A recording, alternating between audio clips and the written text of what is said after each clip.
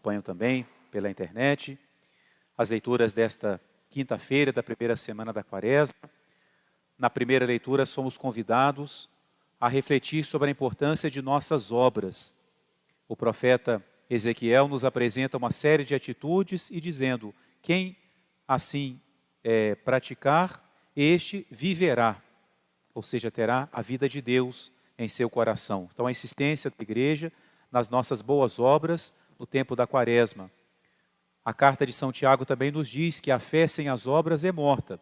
São Tiago diz: mostra-me a tua fé sem as obras, que eu te mostrarei a minha fé pelas obras. A fé se traduz pelas obras. Não adianta eu dizer que creio se eu não pratico, se as minhas ações não correspondem à minha fé. E no Evangelho nós temos outro exemplo de fé. A fé, ela nos acompanha em todos os momentos. A gente dá esmola por causa da fé. A gente pratica a mortificação, a penitência, movidos pela fé. E nós rezamos também, movidos pela fé. Então, na primeira leitura, é a fé nas obras, nas boas obras, e no Evangelho é a fé na oração. E diante da leitura que nós acabamos de ouvir, nós podemos nos perguntar: até onde nós estamos dispostos a ir pela nossa fé? Até onde nós seremos capazes de ir? O exemplo da mulher cananeia é impressionante. Jesus está fora do território da Terra Santa. Às vezes Jesus fazia isso, passava ali por regiões vizinhas e veio essa mulher que não era judia, não era do povo de Deus. E Jesus tem uma atitude, em algumas passagens hoje, que a gente chega a falar assim: será que é Jesus mesmo? Será que o evangelista não está falando de outra pessoa? Porque se aproxima esta mulher e faz uma oração tão bonita. Ela que não era do povo de Deus, ela diz: Jesus, filho de Davi. Quando se dizia filho de Davi, era para dizer que ele é aquela descendência que Deus tinha prometido a Davi, aquele que permaneceria rei para sempre. E ela fala: Jesus, tem piedade de mim. Filho de Davi, tem piedade de mim, porque a minha filha sofre. A gente vê aqui o coração de uma mãe. Ela fala: tem piedade de mim, porque a minha filha está sofrendo. A dor da filha é a dor da mãe. E nos impressiona que diante dessa oração tão humilde, tão confiante, tão cheia de sofrimento, o Evangelho fala que Jesus nem sequer respondeu. Ele continuou caminhando. Ele não respondeu, nem sequer Jesus negou. Ele não falou nada.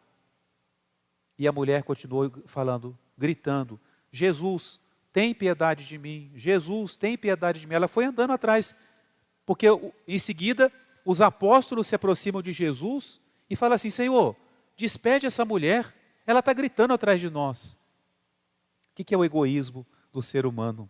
Os apóstolos não fizeram esse pedido querendo ajudar aquela mulher. Eles queriam se ver livres daquela mulher que não parava de gritar perto deles. O egoísmo, né?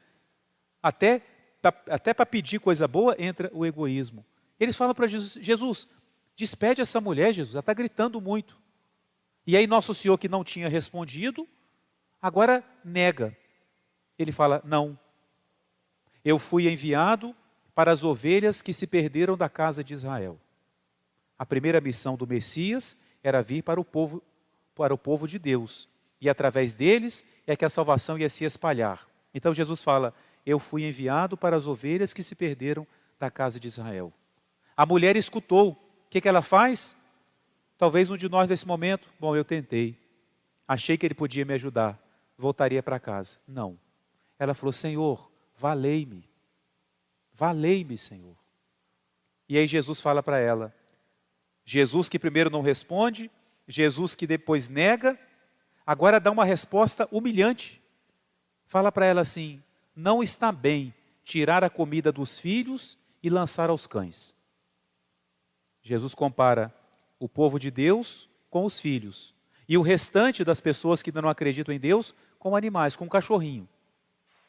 Uma linguagem muito forte para nós, talvez menos forte no tempo de Jesus. Mas tudo tem um propósito. Aquela mulher então, que primeiro não foi ouvida por Jesus, teve seu pedido negado, e agora é humilhada, é colocada no nível dos animais. A fé dela é tão grande que ela não desiste. Ela aceita a sua condição, ela aceita que ela não pertence ao povo escolhido por Deus, mas ela não aceita que Jesus não pode ajudá-la. E por isso, ela agora apela para a excessiva misericórdia do coração de Jesus. E ela fala assim: é verdade, Senhor. Não se tira a comida dos filhos para dar para os cachorros. É verdade. Mas é verdade também que os cachorrinhos comem aquilo que cai da mesa. Então é isso que eu te peço. A migalha, uma migalha, aquilo que sobra, aquilo que ninguém pede, aquilo que ninguém quer, aquilo que ninguém vai comer, me dê isso. Que fé! De fato, ali entre o povo de Deus, tinha sobrado muito. Jesus não fez muitos milagres em muitos lugares porque não acreditaram nele. Então havia migalhas e mais migalhas. Por algum motivo, Jesus multiplicou o pão e fez sobrar em cestos. É a sua misericórdia que é abundante. Então essa mulher apelou para a excessiva misericórdia do coração de Jesus. Foi uma luta com Deus, foi uma queda de braços com Deus, e ela venceu. Não venceu o poder de Deus, mas venceu a misericórdia de Deus. E aí, diante dessa resposta, ela venceu Jesus. E Jesus, então, numa coisa que nos impressiona, Jesus olha para ela e fala assim: ó mulher, como é grande a tua fé. Jesus, que conhece todas as coisas, quando ele mostra a admiração, é porque ele, na sua natureza humana, no seu conhecimento humano, experimenta algo que ele ainda não tinha experimentado. Porque em Jesus, é interessante isso, né? Ele tem a ciência infusa, ou seja, ele sabe tudo. Mas à medida que as coisas acontecem, ele tem o conhecimento que ele experimenta. Então, por mais que ele saiba o que é uma grande fé, quando ele presencia uma atitude dessa, ele experimenta na sua natureza, no seu conhecimento experimental. E por isso Jesus podia se admirar, mesmo conhecendo tudo. Por isso que ele podia se entristecer, mesmo conhecendo os corações, porque ele experimentava esse conhecimento. E quando ele viu aquela atitude, que ele ainda não tinha visto, por mais que ele conhecesse todas as coisas, ele fala para a mulher: ó mulher, grande é a tua fé, seja feito conforme tu queres. E na mesma hora, a filha ficou curada. Essa mulher, então, meus irmãos, nos ensina que nós devemos insistir na oração. Muitas das graças que nós poderíamos receber de Deus, talvez nós não recebamos porque a gente se cansa. A gente se deixa convencer de que Deus não vai ouvir. E às vezes nosso Senhor faz com a gente o que Ele fez com essa mulher. No primeiro momento é o silêncio. No segundo momento é uma negação. No outro momento parece que Ele nos despreza.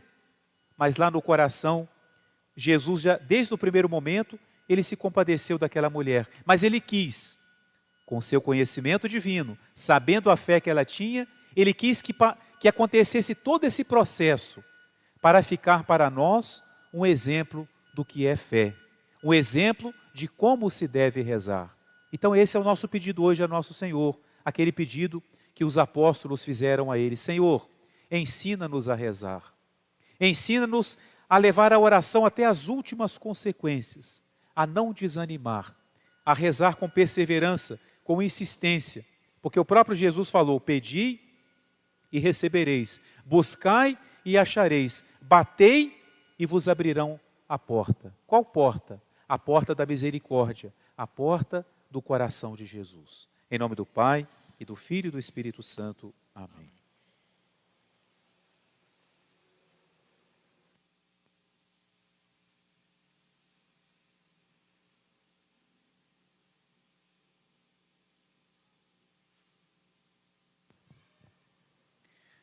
Dominus vobiscum. Et com espírito tuo. Oremos. Podemos nos sentar, momento do ofertório.